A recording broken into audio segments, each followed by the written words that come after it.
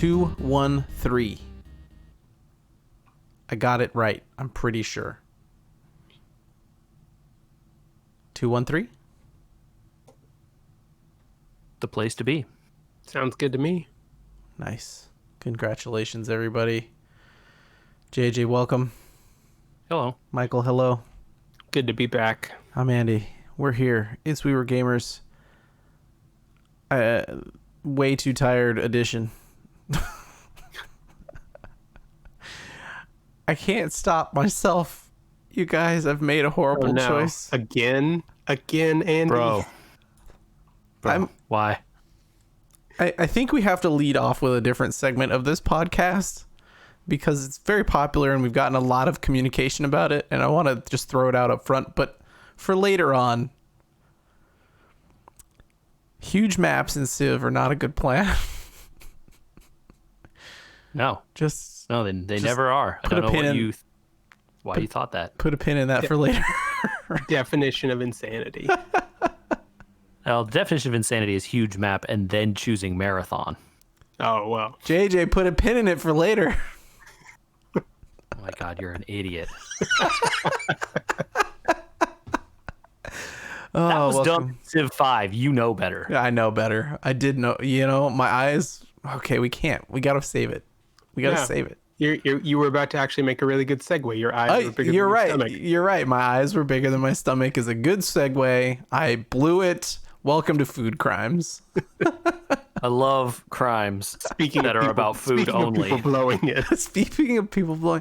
So Food Crimes and emails. We haven't done emails in a long time. We have built up some emails, but ever since we started Food Crimes, the email address and my phone are active related to this podcast. All right. I mean, hey, look, people, I just want to say, don't text Andy. Send it to the email, podcast@weweregamers.com. It would make it easier. Your phone sends email. Send it to the email address, please. You don't need to text him directly. I'm glad that you're friends. We read the email, though. It would make it easier for me to organize. Okay. We can run this part of it out real quick. Everyone agrees with JJ about waffles and peanut butter. Oh, wow. Okay. I mean, literally everybody. Because it's so good. I did not understand that this would be that popular, and that no one seems to have my concern about overfilling. No, dude. You just slather it on there. As far as I'm concerned, you could equal amounts peanut butter and waffle. That is probably wrong as far as most people would be concerned, but for me, I was gonna say this sounds like a chips and guac situation. Right? Yeah. Wait, the waffle is the peanut butter delivery mechanism. Right. Yeah. Right. Okay, so you're saying, you cannot overload the vehicle it's just the vehicle for the guac to keep you from taking a spoon to it. Yeah, but It's not like you're loading. It's not a waffle chip. Yeah, it's a like, waffle with peanut butter and maple syrup. A waffle is not amazing. a spoon. No, you cut it into little squares. A chip is like a good. spoon. A waffle is not a spoon. Yeah, that's what makes it difficult. If you want that much peanut butter, it's really almost not even a food crime to just spoon peanut butter into your mouth. No, I know, but this gives me a reason to do it at breakfast that I'm already eating. I did. I have two waffle-related stories. One is a friend of the pod, Tran, brought over some glutinous rice flour in order to make mochi waffles. Oh, nice. Yeah. So that sounds good. That will be on my to-do list for next weekend. This past weekend, I did waffles with apple butter and whipped cream. Solid choices. Love apple butter. Well, one of my children wanted to make apple butter, so we said, okay. Darn. Ambitious. I know, right? You can do it in a slow cooker, so that was the good news. Anyway, it made fantastic waffles, and you can't really overfill a waffle with whipped cream because it's whipped. You know what I mean? But Michael, as a follow-up, I did try it without much sugar in it. Almost none. And you're right, it does peak. Yeah. Okay. Let's see. A lot of people coming out of the woodwork, very vehement about ketchup. When did we talk about ketchup? I don't remember. Putting it in the refrigerator. Was that Yeah. I think that was the ketchup conversation. Was, do you need to put your ketchup in the refrigerator? The rules on the back of the ketchup say no, right? Like, sorry, not do you need, but do you refrigerate your ketchup? Okay. Right. I don't remember this conversation, but if you guys remember it, we apparently had this conversation. I'd say 3-2 people are landing on non-refrigerated. Yeah, I feel like that's where I was growing, or where my parents were growing up, but I don't know that this house rolls that way anymore. I don't know that I care. Like, truly, it's just like, do whatever you want with it. Who cares? That's kind of where I land, is like, I don't particularly care. I like that the color stays a little longer, and we don't eat ketchup fast enough. I think we've had this ketchup bottle since the beginning of the year, at least. So yeah, anymore I use probably way more ketchup in recipes than I do just like dipping things in it, so it doesn't matter. And a lot of recipes, I just replace the ketchup with tomato paste. And you certainly can in a lot of cases. Okay. Food crime email, are you ready? Here we go. Let's hear from the people. This is a dense one. Okay, Jamie writes in. Grandma put a smear of butter on all breads. Peanut butter, butter the bread first. Jelly, butter the bread first. Bologna, butter the bread first, then mustard. How do we feel about butter and peanut butter? Why do this? I mean, the peanut butter. I have known people who will like butter deli sandwiches, but the Absolutely. peanut butter is weird to me. Like a bologna sandwich I've had with butter before. I don't know that I put mustard on it at the same time, but there's a very classic French sandwich, which is just ham and butter and a little bit of cheese. Yep. Right. And that's And great. like, I think that's probably, I was gonna say, like, that's probably really good, you know? Yeah. We never mentioned PB and bananas, by the way. I know that's a popular combination. Yeah, I was gonna say, I know that that's popular. I just know that I am not a fan of it. I have to honey if I do it, it's PB bananas honey and then bread, because the bananas don't stick. Yeah. So then you gotta, unless you squeeze it, it's gonna fall apart. The other part of this email, short. I'm condensing all the emails today, by the way. And a lot of people's texts that were agreeing with each other, they all got put together into lumps, just so you know. Okay, this is a follow-up on burgers. Why put mayo on a burger? You've got ketchup, barbecue, mustard, etc. to sauce it up. Aioli and chipotle, that's different. Straight mayo adds nothing. Of course, English muffins for burger buns are fine, toasted, crunchy, and delicious, but you have to calm down the other fillings, proportioned to the size of the muffin. Big old burger, lots of stuff. Fine. Brioche or pretzel bun. I forgot the pretzel bun. I go back and forth on a pretzel bun. I love a pretzel bun. I think a pretzel bun really only gets called for if you're doing a bunch of other stuff on the burger. If you're doing an egg and bacon and some stuff. If you're just doing a regular burger and lettuce and some toppings, a pickle or something, I don't want a pretzel bun on that. You know, when I like a pretzel bun, actually, and it's not even a burger, it's like a good German sausage with some sauerkraut and a grainy mustard. Yeah, that's a heavy interior. You got to have bread that's going to hold up, because sauerkraut especially is going to destroy breads. Yes. Yeah, totally. Right? Even if they drain it, which they should do, because you don't want soggy sauerkraut on your sandwich. Like something that's real wet like that is the perfect time for a pretzel bun. And on a sandwich that has that's going to have like a stone ground mustard on it, you know? And that's a pretzel situation. Yeah, I think if you're just doing like a standard slice of iceberg or whatever, yeah, you don't need a pretzel for that. But if you're doing like shredded lettuce, Yeah. now you're moving towards the pretzel situation. Shredded lettuce. I'm a fan, you know?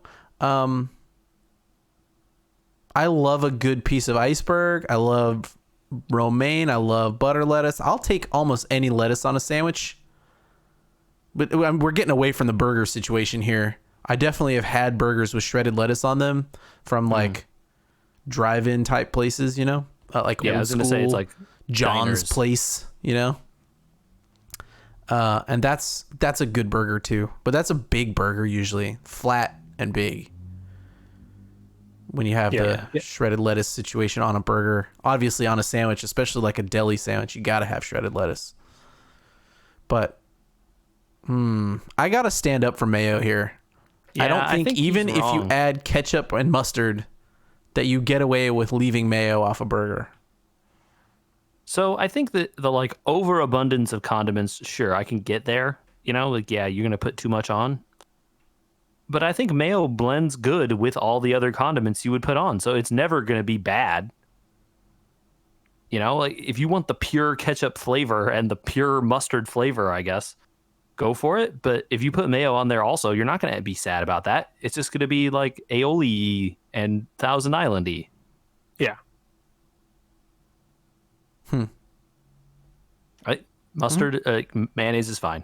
Yeah. I'm not always putting it on a burger, but I'm definitely never doing it either. I do it sometimes. Not never. Yeah. All right. Yeah. Follow up on the peanut butter question again. This one is, I used to love crunchy peanut butter. However, I had to give it up when I got married. I can't justify a jar just for me. I wanted to know, as a follow-up to this email, in this food crimes moment, what maybe your spouse thinks that you do that is a food crime, and there's a caveat to this. You are not allowed to say anything spicy, because all three of us are going to say stuffing jalapenos and hot sauce in everything. So that's not a fair question. And if you guys need a minute to think about it, I think I can go first because it's story time. All right, let's go. Go for it. I did not like pickles my entire life until this year. I didn't. What? Yep, I'm well aware. I have You've never finally seen the light. I have never once eaten a pickle I enjoyed. This year, someone made a fresh batch of pickles for me at their own home with a Persian cucumber in their own pickling spice. And now I have to make them for myself, and they're wonderful. I still am picky. Cool. I won't eat a Vlasic disc pickle that is mush to your fingertips. It's got to be crispy, crunchy, light on the pickle flavor, not bright yellow. Persian cucumber's best, but I have joined the pickle camp to wit. My spouse thinks I have now started committing food crimes, as we at one point enjoyed being the two people that did not like pickles. Now I eat them with everything. Do you like pickled things? Love pickled anything. Anything. So then why pickled. did you never like pickles? That doesn't make any sense. I don't know, the way it's that the same process. There was two parts to it. The way that a cucumber picked up the pickling spice flavors, I did not like. It was very vinegary, whereas like a pickled piece of carrot does not hold as much vinegar flavor. It picks up a lot more of the sugar flavors and the dill flavors or whatever else you put in there, and leaves the vinegar behind. Less. What about like kimchi? Love kimchi. That's fermented, not pickled. Yeah, but it's the same process, really. Okay. And just keep going, and I'll just keep saying yes. Name anything, and he will say that he likes it. We have had this conversation multiple times. So crazy. I just don't. How do Michael's you do that? been down the road of trying to solve this problem, but Michael never I think what committed it to is, making fresh pickles. Yes. Nah, I think I know what it is now. When you were like a little kid, you had a pickle on a burger at one point and decided you hated pickles, and then you got older and realized that like, hey, I like some of this other stuff like kimchi and pickled carrots and stuff, and then you never circled back around No, not to true. the like I like pickles Not on true. burgers No, again. because I would try it's them. definitely what it is. It's I would. definitely what it is. Okay. I'm pretty sure. I have developed the headcanon. I know what's right. Pickle man head. Your opinion doesn't matter anymore, Andrew. Well, but then he got into the feedback loop of having found someone who felt the exact same Yeah, way see? about Yeah. a pickle. Because it was easy to go along with what Katie wanted because you guys were together and it made perfect sense. And then it was just like you guys reinforced and no one ever came back to the original assumption. Makes sense to me. Well, she's put up with a lot in terms of the things that I like overall. Like we said, spicy doesn't count, but spicy's one of them.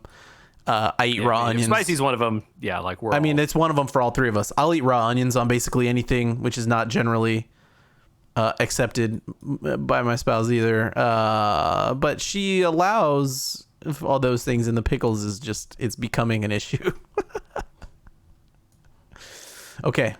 I've got one. I've admitted my for it. spousal food crime.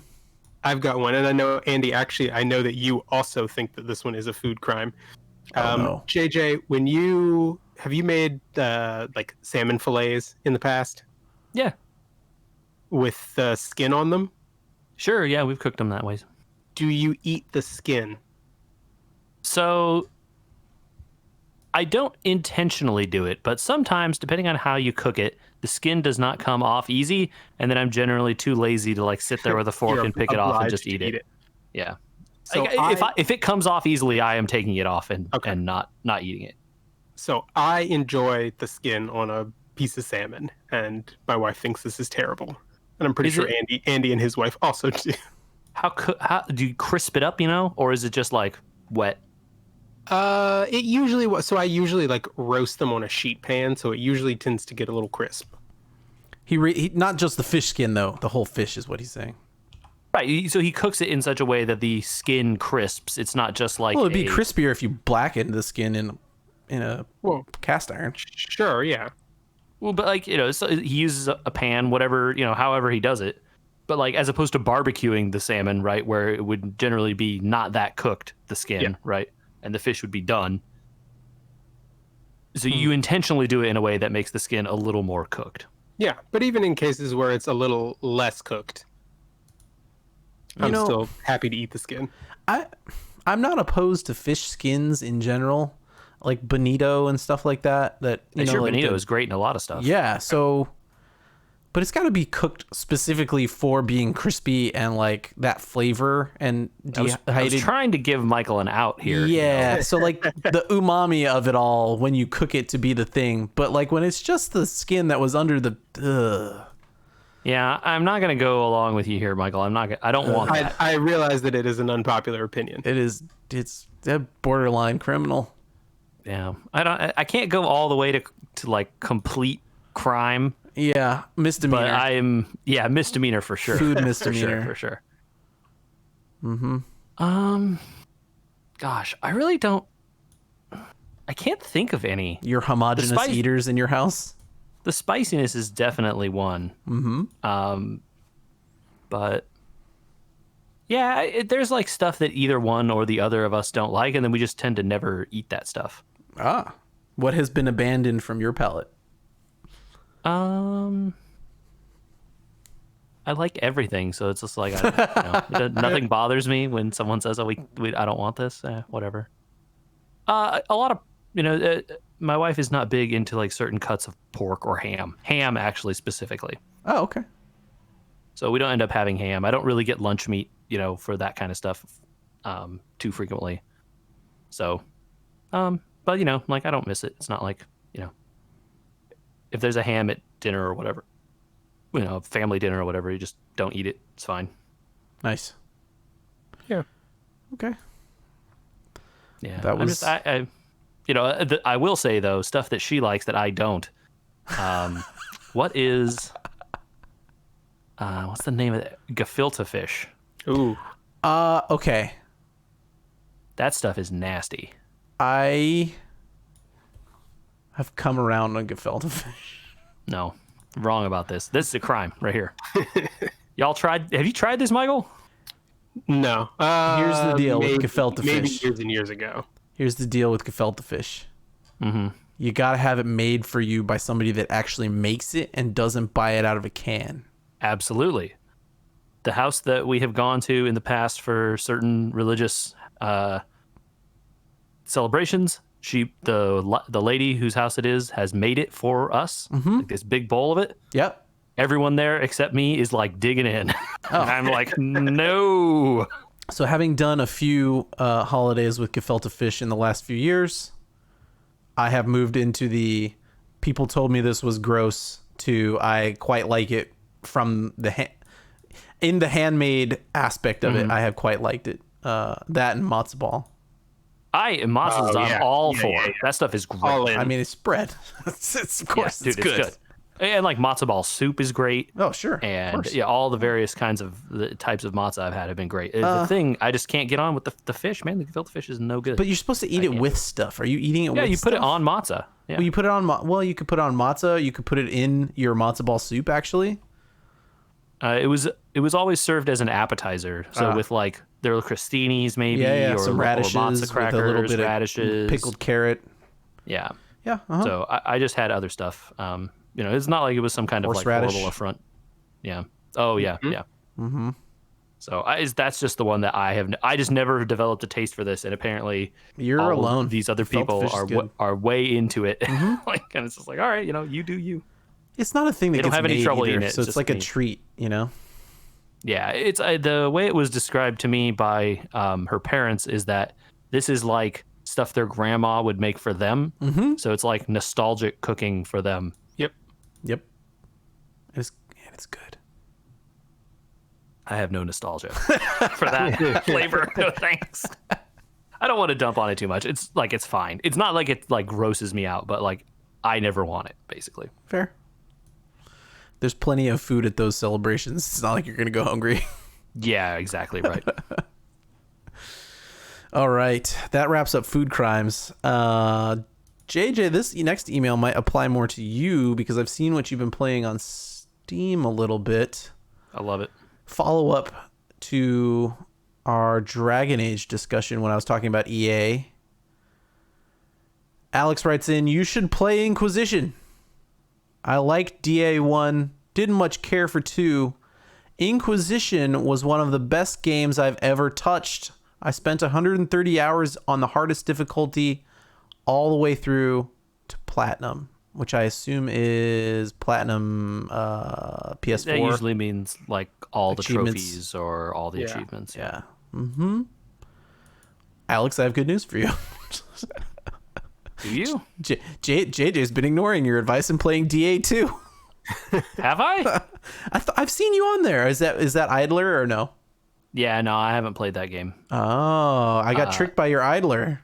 Yep. It came to Steam recently, and since I had a copy of it from a million years ago when it was on Steam, but there were no cards back then. When it came to Steam again, I got the new version of it, right, which is the same as the old version, but now needs you to log into Origin, and it came with cards. So I idled out a bunch of cards from that and a bunch of other games. Oh, okay. So there we go. I will begin, Alex. DA2 is terrible, and no one should play it. Okay. I think that game is bad. I can't say that I don't think I have Inquisition in any of my libraries yet. But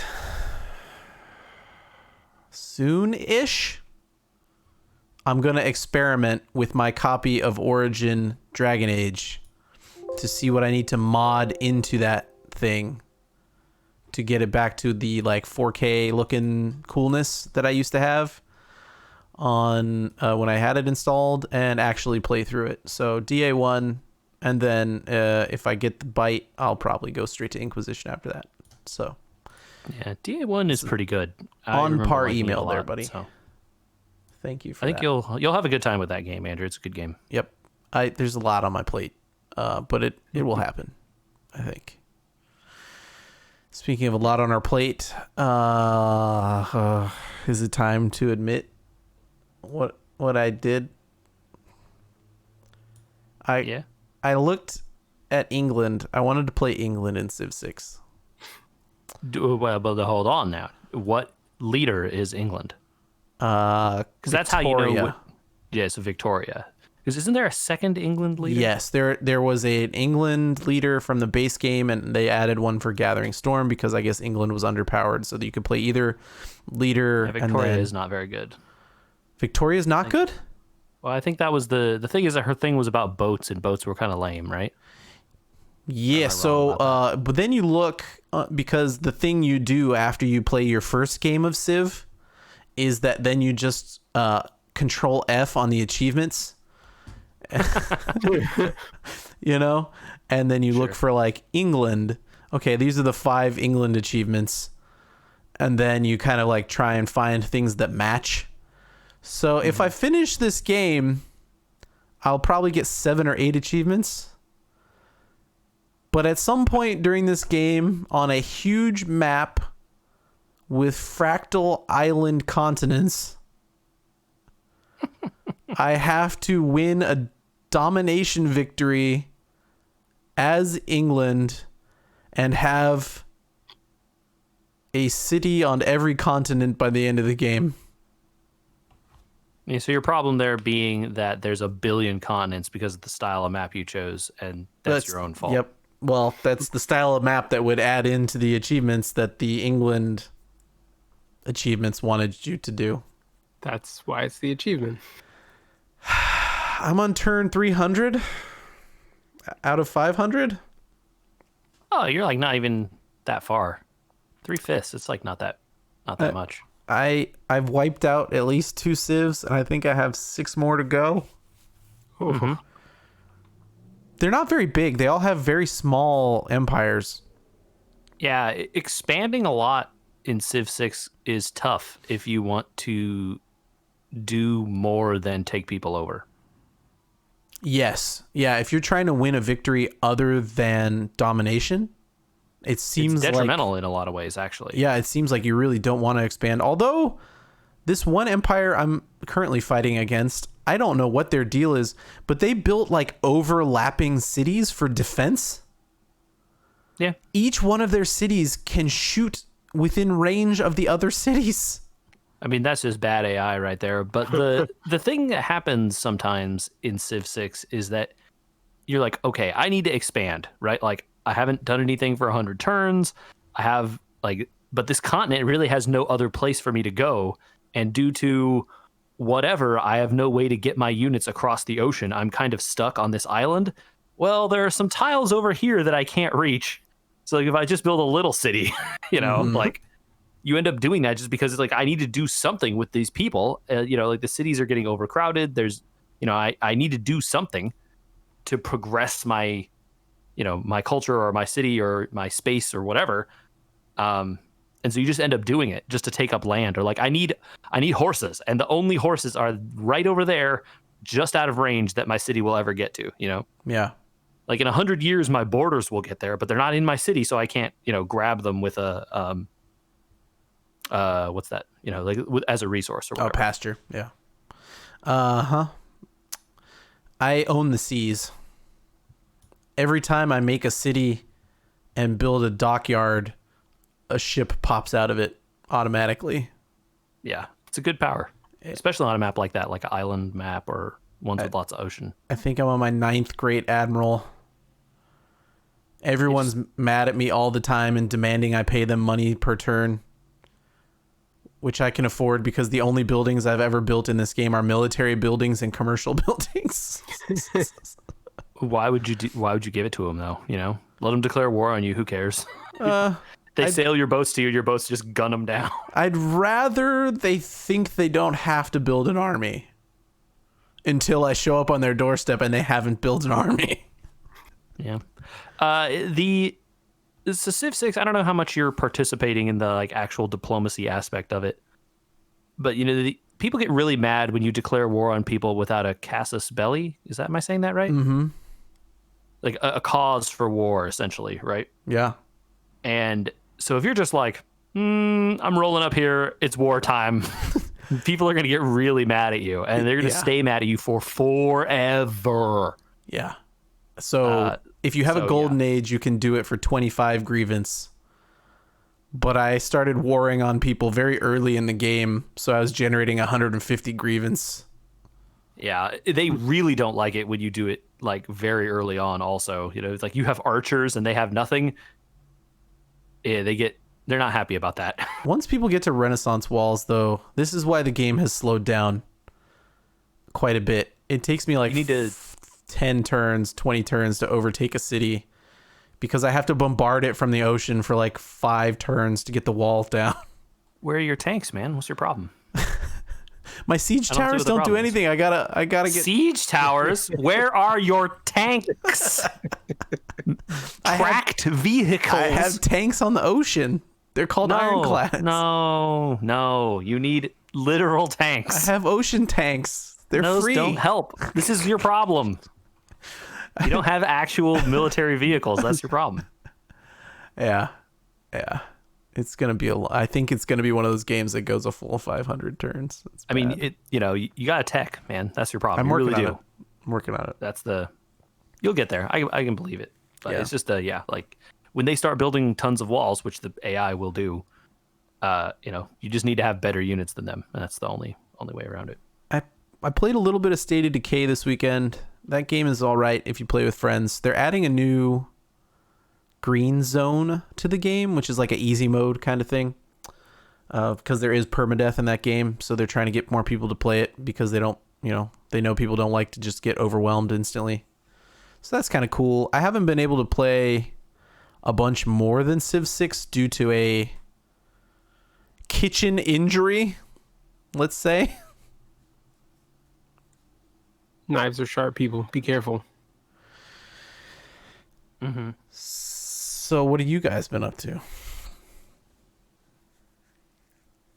I really didn't do anything this week. I've been playing the same stuff I've been playing. I'm getting close to the end of Cold Steel 3. I've been playing some Persona 4 Golden.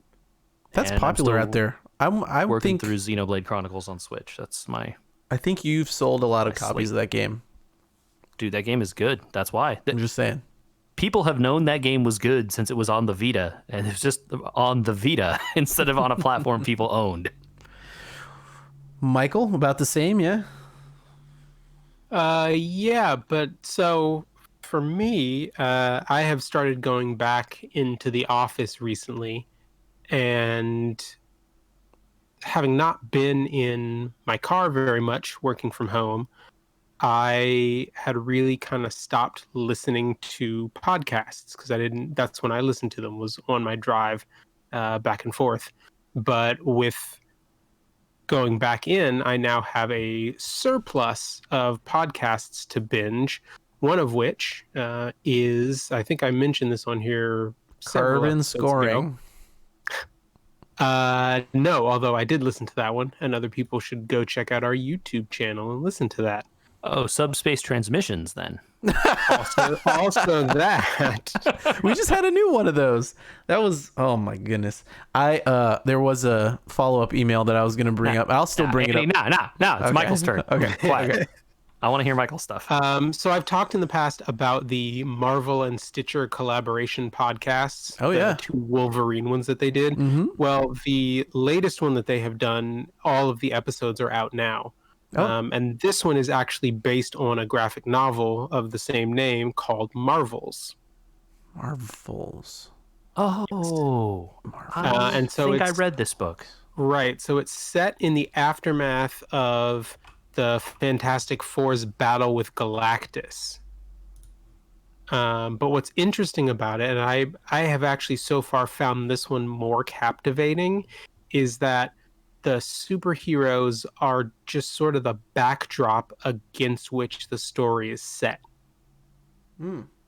So it follows the story follows a photographer and a journalist and a college student who has journalistic ambitions as they try and unravel the mystery around whether or not Galactus's invasion was a hoax perpetrated by Mr. Fantastic. Poignant at this point in time. Yeah. This novel is oldish, I think. I believe so. I think it's an older one. I mean, what's old now? Is the Kurt 90s Busiek and- is the 90s old? Because I think if I'm thinking of the right Marvels, this is like an Alex Ross thing. Yes. Yes. Okay. Well, then that's like mid 90s. Is that old now? Are we old for liking mean, comics from the that's 90s? 25 years. Oh my Yeah, I mean, God. it's 25 years old, right? Wow. Wow. The original publication was January through April 94. Okay, there you go. Mid There you 90s. go. I was just trying to think of like the heyday of Alex Ross, and that was like mid 90s. That's it, right? Yeah. Yeah, I have only read this as a trade, and I did so in like the mid 2000s or something. I can't. And I just remember it being about very well. reporters. Yeah. Yep. And like the superheroes were there, but they were like not the focus of the story, and that was cool at the time, I thought. Mm-hmm. Yeah, but I for the fact that it's just regular people, I find it more captivating.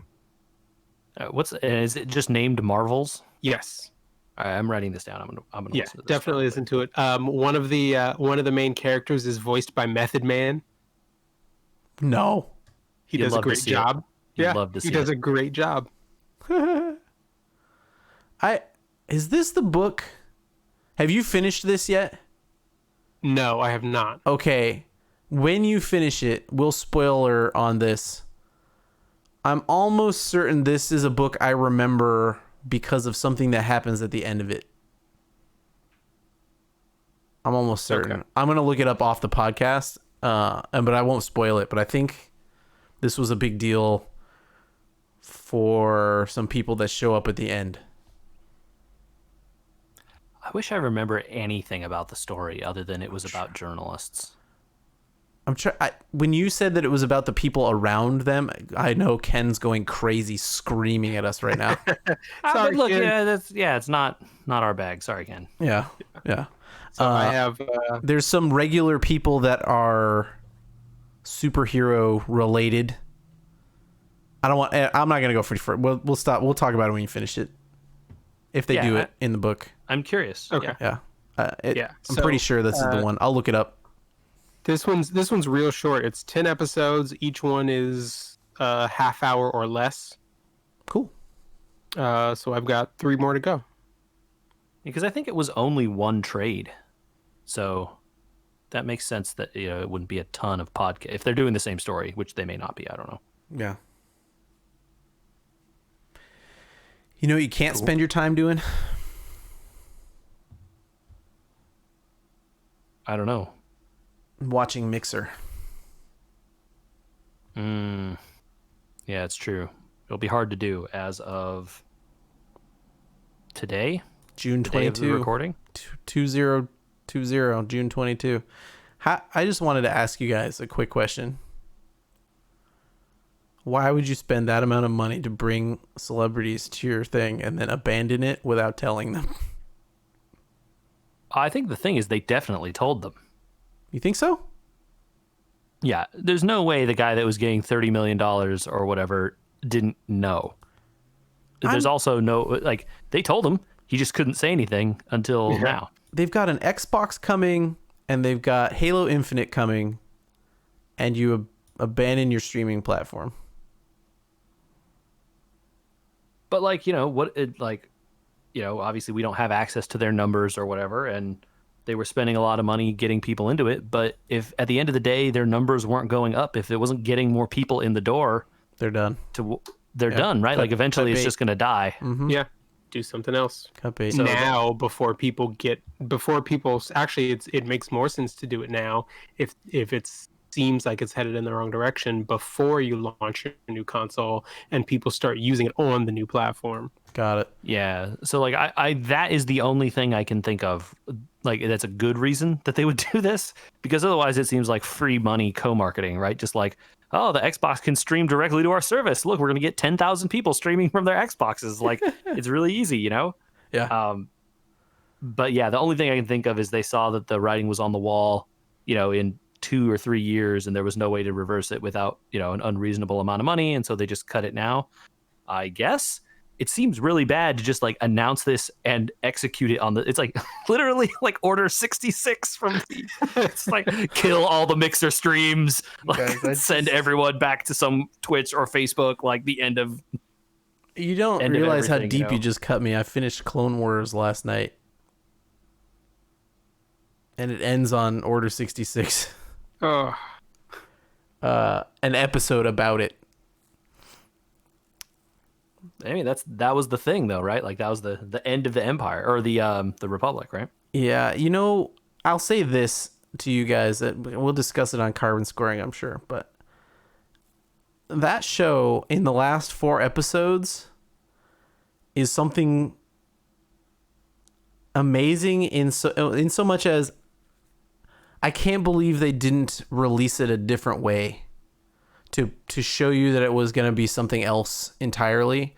It is a completely redone, reimagined version of not reimagined in so much as it's like not connected, but like, hey, what if this show was like an unflinching look at the horror of what Order 66 inflicted on the clones?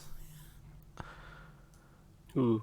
You know, it's like part of that what happens in, I think I talked about when I was talking with Ken about Fallen Order. The Jedi don't let the clones kill them in most cases. And the idea that like these are the people they've served with, you know, like that comes across pretty harsh in this. It's hard to watch a little bit. Anyway, Order 66. Thanks for bringing it up. I've got PTSD about it. All right. Well, sorry, I guess. The point is that no one is going to go do anything on Mixer because it's not a thing anymore. And they were sending everyone to Facebook. Like, that was the thing that I thought was super weird. It's like, hey, go stream on Facebook Gaming. All you Mixer partners, you're Facebook partners now. Oh, gee, thanks. That's where I want to be doing business. Yeah. Because how many people do you watch on Facebook? Oh, it doesn't matter how many people you watch. Like, do you want to be doing business with Facebook, the company? I don't know if I do. Good question. Yeah. Your choices are Facebook or Amazon. Yeah. You know, look, say whatever you want. You know, Mixer was providing a different service and different stuff, a different platform. It's a different large company to not have care about you, you know? Yeah. Yeah. It's sad that we've lost a lot of I mean, Twitch started out this way. What was it? Ryan TV? Justin TV, Justin. which was before Twitch. Yeah, Justin TV. A lot of these have gone down and became part of Twitch. pretty hard. I wonder, is there an independent platform waiting in the wings or something that we don't know about? That's like, this is their moment. You know, Microsoft's gone down. There's only the 2 big companies left to duke it out, and Facebook's really, let's be honest, you know, it's not a player compared to Twitch. I think that the monopolization of that time, you know, is like, why would people want to compete against Twitch? It's the same reason why there are issues with people don't want to compete against Steam, right? Why the Epic Game Store is having so much trouble, because Steam has been such a thing for so long in the PC space that people have, you know, they love it. They're fanatical about it. Mm-hmm. And, you know, while I'm happy to take Epic's free games, I'm not out there buying stuff on their service. Yeah, I paid for Fallen Order there because it was the cheapest at the time I wanted to play it. If I'd waited till now, it'd be cheaper on Steam, which because EA put it out on Steam. Right. And I bought a Trials of the game there during their winter sale where they gave me 75% off of it. And, you know, they're facing the uphill battle of the incumbent with the most market share. Yeah. And it's the same thing as if you're a small company and you want to do video streaming, you're facing the giant incumbent in Twitch with the most market share.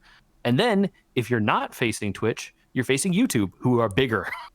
Yeah, that's a good point. We left off YouTube there, right? Like YouTube does have streaming. It's pretty small compared with Twitch's stuff. Like, there are way more people streaming on Twitch than there are YouTube, or more popular people anyway. Right. But yeah, I mean, it's something that YouTube has, right? And they also have all this video stuff, which none of the other platforms have. Twitch used to save videos, and they don't anymore. Yeah, it's odd to me. They'll let you keep them up for a few hours or a few days, and they'll auto export them to YouTube for you. Yeah, because they don't want to compete, right? YouTube is too big. And so it's the same thing. Like, it's just everything is coalescing into the individual separate monopolies. Everybody has their niche.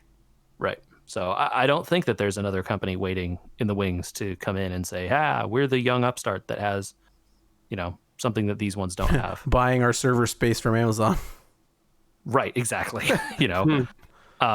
Until technology changes again, and then there's some new thing that no one realizes that you want, and there's some young company doing that thing that Twitch is not doing. Right. Absolutely. Yeah. All right. Well, it wasn't a huge news week. There was a few Nintendo Directs, Pokemon, Smash. I still pop into Smash every once in a while, but a fighter from ARMS is not like groundbreaking news. You know what I mean? But what about a costume for your Mii Gunner fighter that is the Vault Boy? Or that Joker amiibo that's coming. These don't sound like you're into it. I don't know if my microphone activates Discord when I sigh very hard, but I'm sighing very hard. Got it. There was the here's a take. I don't know if it's a take. What do you guys feel about they're making a new Crash Bandicoot and they're naming it Crash Bandicoot 4? There's a subtitle. I don't remember what it is. Is that because it's a new engine and all the other games were old engine games? I mean, the Crash Bandicoot series kept coming out until like the PS2 and the PS3 even. Yeah. So, but Crash Bandicoot 3 was on the PlayStation 1. I think why they name it 4 is because, let me open my drawer here. Yeah, the Crash Bandicoot Insane Trilogy has 3 games in it. So you're grabbing all the people that bought the Insane Trilogy. Which are the original 1, 2, and 3 Crash games. Exactly. So now people will think, oh, well, I bought the Insane Trilogy. I really liked it. And now I get the next game. Even so, we're disregarding all the other games as non-canon now. Is that the deal? Do we care about Crash Canon? I'm pretty sure no, but I just wondered if you guys had any opinion. Is there a great loss in what happened to Crash Bandicoot on his PlayStation 3 side game Racing or whatever it was? PlayStation 2 also. Crash Team all the Racing. PlayStation 2 and 3 games. Crash Team Racing canon is more important than naming the correct, or less important than naming it the correct number. I don't know. I have heard people say Crash Team Racing is better than some Mario Karts. So Ooh. I've heard people say it. You know, that is a take. You might want to watch out for that whole, like, I just hear people saying it, you know? It's not me. I don't say that. Look, I want to be clear. This is someone else I have heard on the internet espouse this. Next, you'll say Sonic Racing is better than... No, don't be... No, come on. What do you... Get out of here. No. Yeah. Somehow I have the Insane Trilogy on Steam. So here's the second piece of this news. Yeah. It's not coming to PC. It's only announced for consoles. All consoles? Yeah, PS4, Xbox X, and it may be coming to PS5 and then Xbox Series X. I didn't look. No Switch? Didn't look. Oh. That to me says it's not announced for PCs yet. I would be curious about Switch because I'd be willing to bet that Insane Trilogy sold gangbusters on the Switch.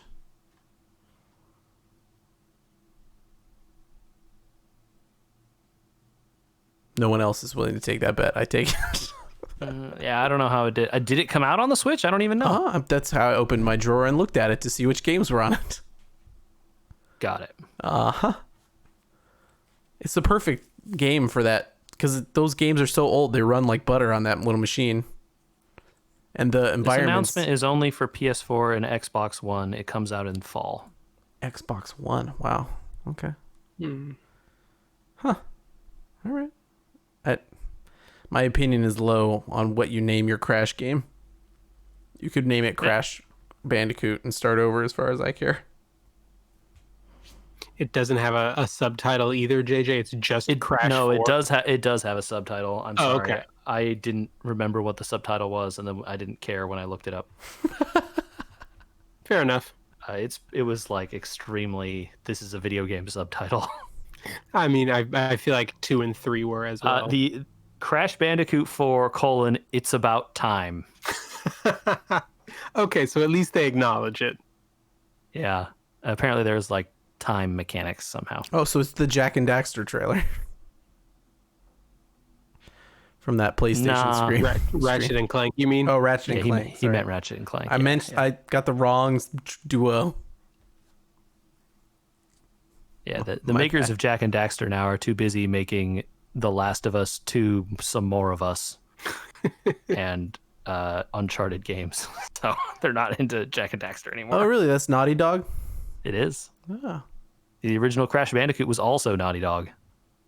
Naughty Dog could spend some time making maybe games that don't espouse to save the world through their storytelling for a little while, maybe. I think I'm with you there. Based on what I've read of that you guys story. Don't want The Last of Us 3? You haven't seen The Last of Us? From what I have heard from people that have played The Last of Us 2, no one wants The Last of Us 3. So, that's probably not true, but the person I watched play it was like, can this just be over, please? I don't know enough about the game to bag on it, and I don't want to bag on it because we haven't played it. And people worked. And to be clear, I'm not going to play it either. So people worked really hard on that game. The writer of that game is the same dude that wrote that Chernobyl series for TV. So it's not like, bad people came together to make a bad product here.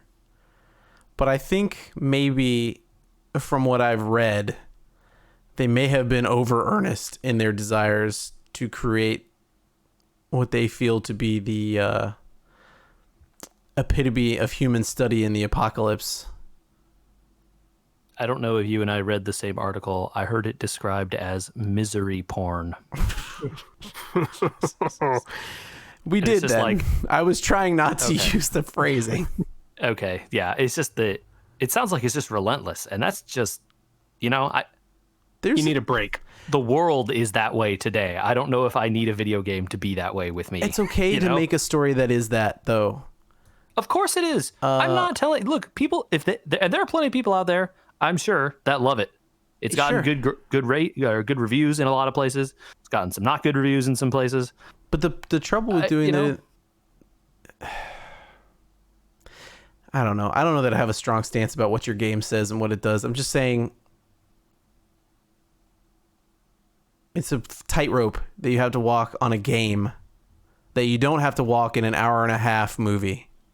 Totally. People have to sit on this for 20 hours because you make them go craft medicine or whatever, and they have to sit there crafting medicine thinking about what's happening in the story. And if you're going to shine a light on the depravity of man or whatever your goal is, think about the attention span that many people will have for that amount of misery. Right? There are games that are out there that do the same thing, like this War of Mine. Those games are 2 hours long. Right. And in a lot of, there are a lot of games that are about like bleak and dystopian and horrible situations. And they're very good, but yeah, they may be, 5 hours, 3 hours. Yeah. Not 20, 30. Yeah. So, Yeah. Like you said, games are an escape. And if you play 40 hours of a game where you don't feel like you're escaping the things you're reading on the news, maybe it's going to find itself a tough sell for a lot of people. And I'm sure there are some people that are going to like it. They're going to be like, wow, it was a really well told story. I really enjoyed this. This was something that was great. I'm glad they did it. And you know what? That's okay too. But, it's not for me. So. Okay. Hey, if it is for you and you think that, if you've played Last of Us 2, right? And you want to tell us about it, you want to tell us what was in the story that you thought stuck out, you know?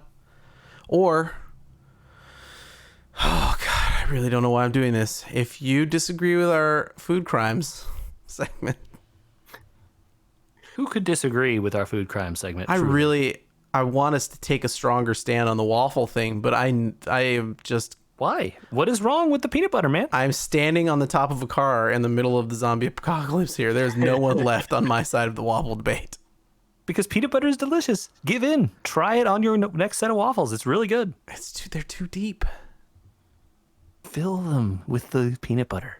Start So small. Start small, Andy. Have Eggos and spread some I peanut butter cannot on. eat an Eggo. I have an all-clad You have this fancy waffle maker, my man. You got a knife. You just run it over the top. You don't have to fill every deep valley. You know, that's what What the type of syrup's peanut for. butter do you use? I mean, what is it, like non-branded, branded? Yeah, no, we've been over the chunky thing. It's not chunky, but like, No, it's not chunky. yeah, I know. We've been over this part. That was part of that email.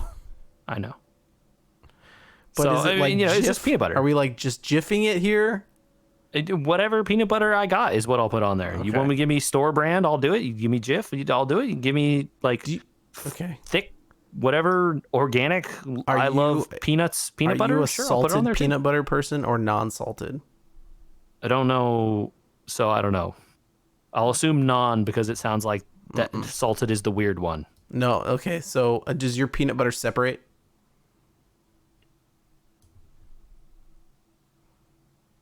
That's a lot of silence. I don't know because I eat it. You would know if it separates. Okay. I'm guessing no then. We have some of both right now. Okay. It's Are you harder trying to make spread. some kind of grander point here? that, No, like, I was just separating curious is about. bad? I was Like, no, I was just curious. No. You just put the peanut butter on there, dude. Whatever you do to eat a peanut butter, you put it on there. All right. You just do it. Do Okay. it. I'll Do make it. an extra waffle. Just put it on your normal waffles. It's so Giving good. it to the dog if it sucks. It's gonna be great. And she will love you even more for it. The dogs love peanut butter. Podcast at weweregamers.com. We should make a separate email address, but I'm not going to do it. Food crimes can fill the inbox. It's fine.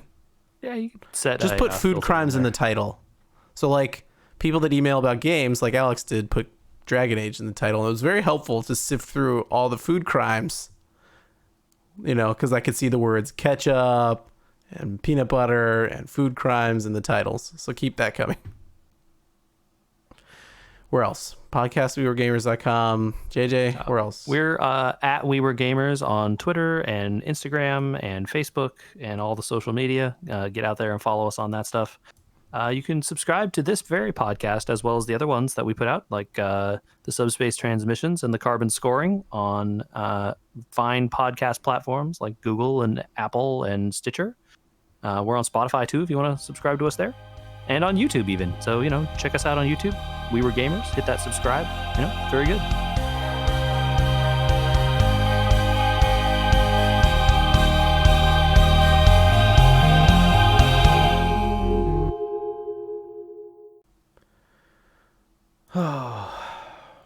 You guys ready to drop a little bit of money on Thursday?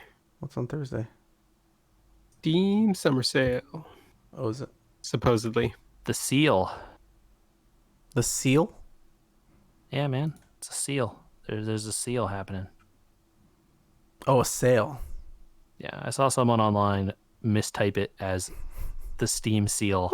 And then just a bunch of people replied to that guy with pictures of seals.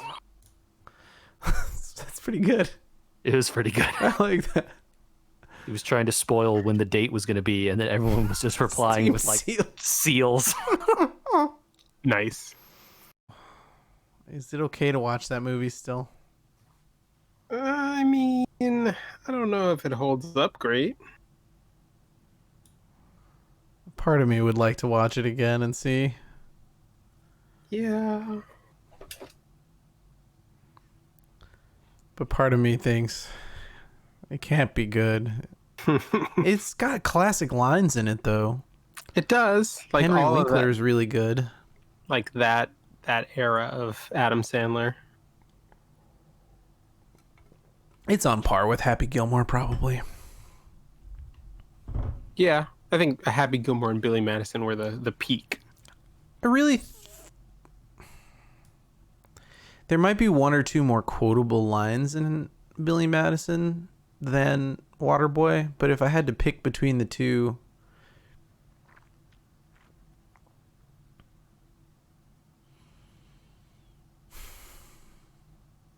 I think I'd rather watch Waterboy. Yeah. Although the speech at the end is so great. The where they're at the decathlon. Yeah, I see. That's the thing, right? Like Billy Madison might be slightly more quotable and memorable, but I think it's like the peak of Adam Sandler just childing around. There's a lot of Billy Madison that's cringeworthy these days. Yeah, that's the other thing I was thinking. I think that's the problem. That's where we started with this. Yeah, was like, yeah, while you were out, it was, can you watch some of these movies still? And it was, I think you could still get away with Waterboy. Happy Gilmore's fine. I think the problems you're gonna encounter with a lot of those early Adam Sandler ones are that. How do you feel about people making fun of disabled people? Because there's a lot of that. Yes. That's not great, Bob. Yeah. So, if you can take it as a time and a place thing and move past it, like, okay. But you're not going to be like out there going, haha, this is hilarious. Like you may have been in the 90s or whatever. I think that leaves me with Gilmore at the top, Waterboy, Madison. Good thing I'm recording this. Oh, no. I mean, I think we reached the right conclusion, though. Yeah. Okay. Fair point. Yeah. I think Happy Gilmore there is easily the best one. So. Oh, by far. Yeah. But by a country mile. It was true then, true now, right? Yeah.